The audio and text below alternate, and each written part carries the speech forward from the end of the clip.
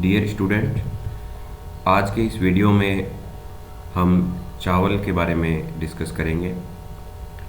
यह आपके BA second year के पेपर 2 आर्थिक भूगोल एवं आर्थिक एवं संसाधन भूगोल में यह टॉपिक आपके आता है। आइए देखते हैं चावल की फसल के बारे में। अगर आपने कॉलेज के यूट्यूब चैनल को सब्सक्राइब नहीं किया है तो इसे सब्सक्राइब कर दीजिए। खरीफ फसल, हमारे सामने 3 फसलें मुख्य रूप से हैं।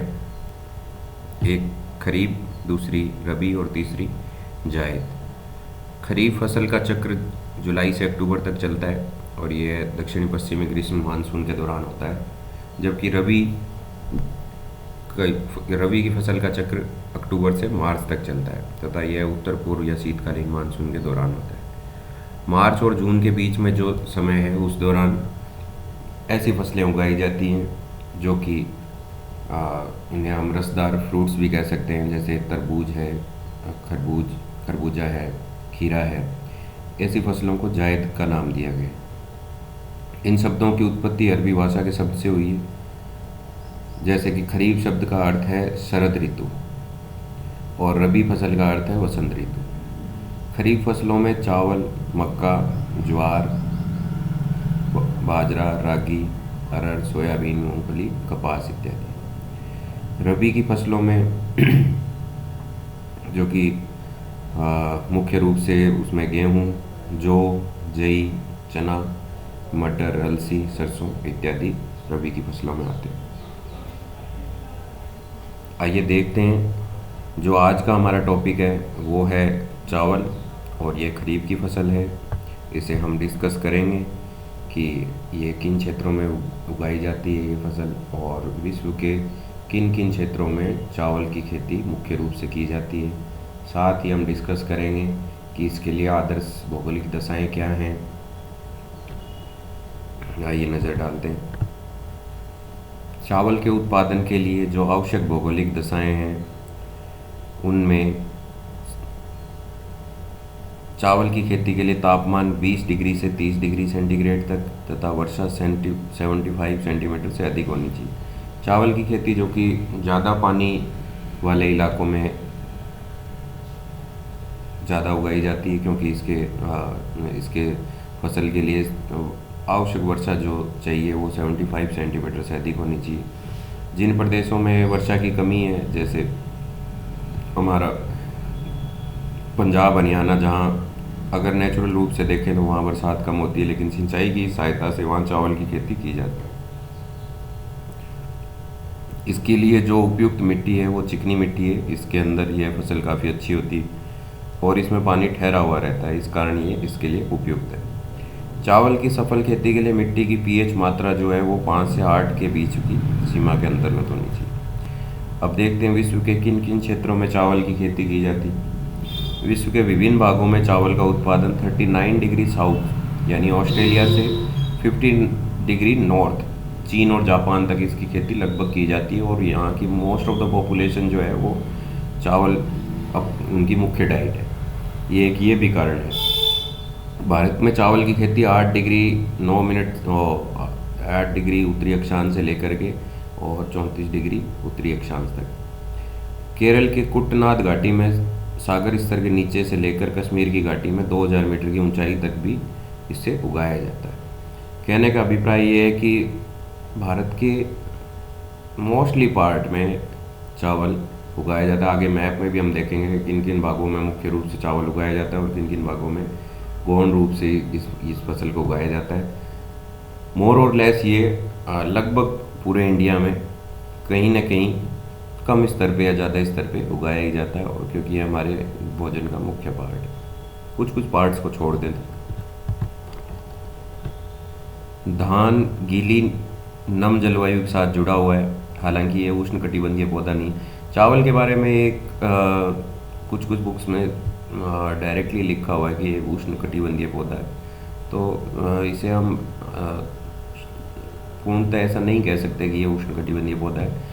इस बात की अधिक संभावना है कि धान पूर्वी हिमालय की तलहटी में पाए जाने वाले जंगली घास की वंशज है। एक विचार के अनुसार धान का जन्म दक्षिण भारत में हुआ और बाद में यह उत्तर भारत में फैल गया। ऐसा माना जाता है कि यह दक्षिण भारत में चावल की उत्पत्ति हुई और फिर यह धीरे धीरे नॉर्थ इंडिया से होता हुआ और चीन जापान तक पहुंच गया।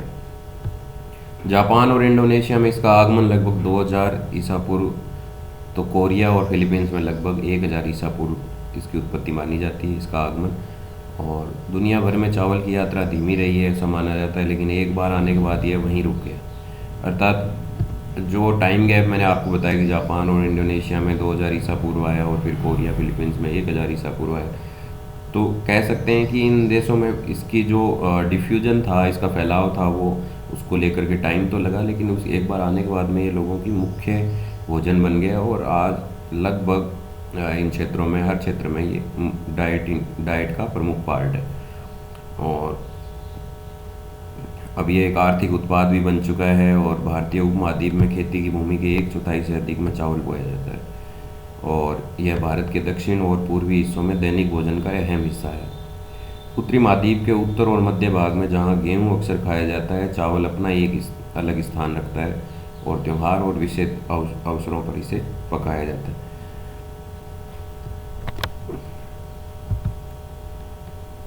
इस मैप में आप देख सकते हैं कि जो डार्क ग्रीन पार्ट है आपका वो और यहाँ की पॉपुलेशन का मुख्य आहार चावल है और चावल में कहते हैं कि प्रोटीन और न्यूट्रिशन की मात्रा ज़्यादा होती है, इसलिए एक और इस पार्ट में जहाँ जहाँ आप ये ग्रीन पार्ट देख रहे हैं यहाँ पर ये मोस्टली चावल ही उगाया जाता है और जो पार्ट थोड़ा हल्का ग्रीन है वहाँ पर भी ये उगाया जाता है, पर यहाँ पर थोड़ा उतनी मुख्य फसल नहीं है ये।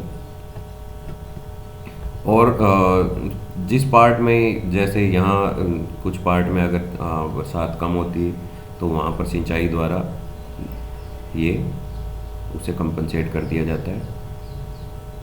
इस तरह से you can see the rice growing areas of India. एक नज़र डालते हैं कि विश्व में चावल की खेती कहाँ कहाँ की जाती है और अगर आप देखें तो जैसा कि मैंने डिस्कस किया कि ये एक उष्णकटिबंधीय पौधा तो नहीं है, लेकिन ये उगाया उष्णकटिबंधीय क्षेत्र में ही जाता है, जिसके लिए तापमान मैंने डिस्कस किया 20 से 30 डिग्री सेंटीग्रेड तापमान चाहिए। और राइस का जो आगे हम राइस के बाद में जो गेहूं को पढ़ेंगे, वीट को, उसमें वो उष्णकटिबंधीय नहीं है और वो इससे ऊपर के पार्ट्स में और यहाँ पर इन पार्ट्स में गेहूँ उगाया जाता है, बल्कि जो आपका ये उष्णकटिबंधीय क्षेत्र है इसमें राइस का प्रोडक्शन काफ़ी मात्रा में किया जाता है। और जो आप डार्क रेड कलर वाले एरियाज देख रहे हैं वहाँ पर प्रोडक्शन ज़्यादा होता है।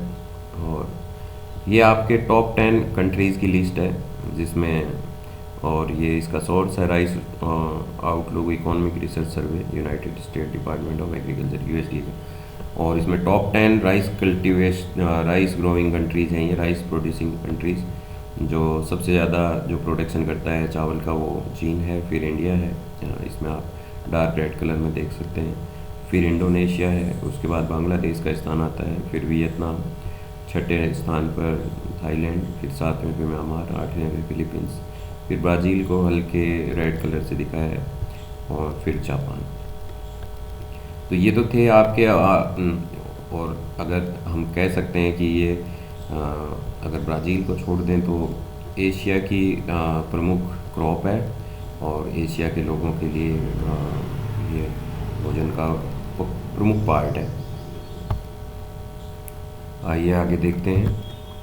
चावल अपने सबसे महत्वपूर्ण घटक कार्बोहाइड्रेट स्टार्च के रूप में तुरंत ऊर्जा प्रदान करता है, तो ये पोषण का मुख्य भाग है, ये मैं पहले डिस्कस कर चुका हूँ। दूसरी ओर चावल में केवल 8% वसा और लिपिड भी नगण्य है। नाइट्रोजन पदार्थों की औसत में भी चावल काफ़ी करीब है और इस कारण इसे खाने के लिए एक पूर्ण भोजन के रूप में माना जाता है। चावल का आटा स्टार्च में समृद्ध है और विभिन्न खाद्य सामग्री बनाने के लिए प्रयोग में लिया जाता है।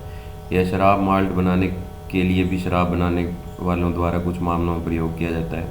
इसी तरह अन्य सामग्री के साथ चावल के छिलके को मिश्रित कर चीनी मिट्टी के बर्तन, कांच और मिट्टी के बर्तनों का उत्पादन भी इससे होता है। चावल पेपर, पल्प और पशुओं के बिस्तर के निर्माण में भी प्रयोग किया जाता है। रचना और चावल की विविधता विशेषताओं की परिवर्तनशीलता बहुत व्यापक है तथा उन परिस्थितियों पर निर्भर करता है कि जिनमें चावल ये फसल उगाई जाती है। हस्क्ड चावल में प्रोटीन सामग्री 12% से से 12 से 7% के बीच में रहती है। नाइट्रोजन उर्वरकों के प्रयोग में कुछ अमीनो एसिड का प्रतिशत बढ़ता जाता है। तो ये तो था चावल की क्वालिटी के बारे में कि और उससे क्या क्या बाई प्रोडक्ट्स बनाए जाते हैं। तो ये तो ऑल ओवर चावल के फसल के बारे में था और इसके हमने भौगोलिक पार्ट को देखा कि कौन सी आवश्यक दशाओं में चावल उगाया जाता है और इस इंडिया में कौन कौन से इलाकों में इसको उगाया जाता है, वर्ल्ड में कौन से टॉप 10 चावल उगाने वाले कंट्रीज़ हैं, और साथ ही हमने इसका विस्तार देखा कि विश्व में कहाँ से कहाँ तक इसका विस्तार है, कौन कौन से एरियाज़ में। जैसे आप इसमें देख सकते हो फिर से कि किन किन एरियाज़ में ये उगाया जाता है और कौन से पार्ट में ये नहीं उगाया जाता है। आगे के लेक्चर में हम गेहूं के बारे में पढ़ेंगे।